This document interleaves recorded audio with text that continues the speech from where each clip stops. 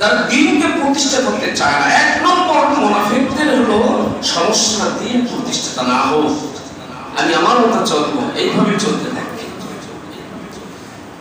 মুযাব্বাবিনা বাইনা যালিক, তারা দুতুল্যমান অবস্থায় থাকে।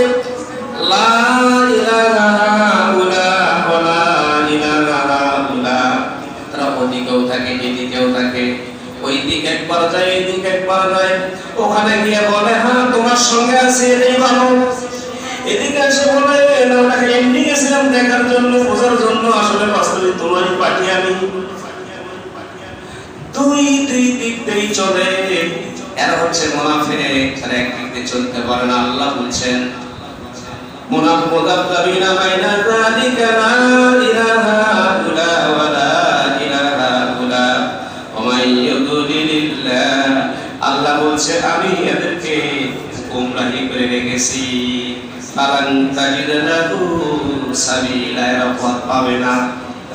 মুনাফিকরা সঠিক পথ পায় না, তারা মরণ পর্যন্ত দুর্দণ্ডমান হয়ে থাকে। দেখেন সবচেয়ে বড় শাস্তি হলো মুনাফিকদের, সবচেয়ে বড় শাস্তি।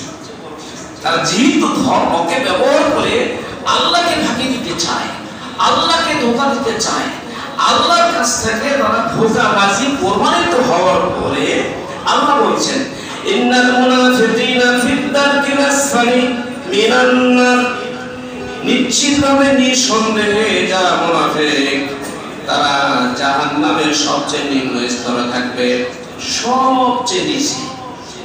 ওয়ালান তাজিদা লাহুম নাসীরা, সবাই যদি সাহায্য সহযোগিতা পায়, এটা আল্লাহ বলেন মুনাফিকরা কোনোদিন আমার নিকট থেকে সাহায্য পাবে না।